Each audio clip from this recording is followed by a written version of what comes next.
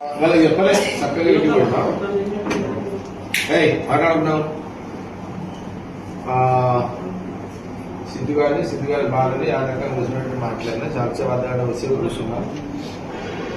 కూర్చున్న తర్వాత చెప్పిన సరే వాడిని కూడా పోయినసారి కూడా అడిగాడు చూడు అడిగాడు. అప్పుడు పోయినసారి నిర్మాణం ఉంది కాబట్టి వాడిని కూడా షూని డ్రాప్ చేయించినాం. సరే సిద్ధు గారిని కూడా కోరిక ఉంది.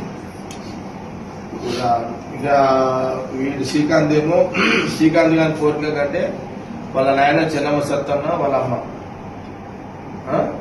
అమ్మ పేరు కదా విమలక్క. ఓకే వాళ్ళు ఎప్పటి నుంచో అడిగారు నాకు, ఇప్పుడు కాదు ఇప్పుడు 10 ఏళ్ల కింద అడిగారు. ఇక అప్పుడు నిర్మల ఉన్నది కాబట్టి ఇక అది అప్పుడు ఆ టైం లేదు. అయినా ఇక చెన్నమ్మ సత్తన్న లేడు, అక్క విమలక్క లేదు, వాళ్ళిద్దరు చనిపోయారు ఆమె. సరే ఇక అందుకోసమని సరే న్యాయంగా అయితే శివగానికి సీనియర్ కాబట్టి ఆయనకి ఇవ్వాలి.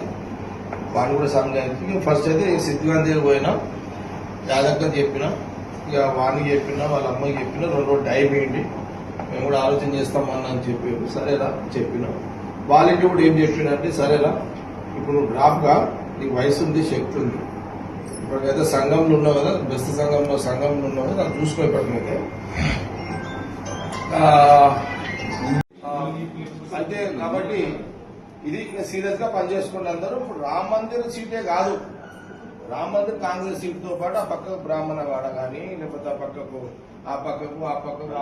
ఈ పక్కకు చుట్టూ అంతా కాంగ్రెస్ గెలిచినట్టు మీ ఫ్రెండ్స్ అంతా ఉంటారు కదా. సిద్ధు నువ్వు మీరంతా ఫ్రెండ్స్ అందరూ కూర్చొని మంచి జాగ్రత్త చేసుకోండి. ఏమరా బాలి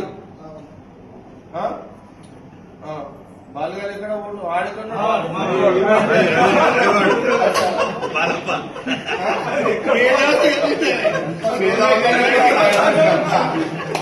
ఆడపెద్ద మీద బాలిగాడు వాడి మీద పరమేశారు కొడుకు సుపుత్రుడు చక్రం ఇప్పుడు బయలుదేరావరా బాలి ఇంకా తింటున్నావురా అయిపోయిందా తిప్పే చక్రాలు తిప్పినట్టు ఆడే బాలిగాడే కొంచెం ఉన్నాడు ఆడి బ్లాక్ సతిగాడు వాడి జరుగుతున్నా నేను ఏం మాట్లాడలేడు వాడి రవి అచ్చా అదే అతదాగా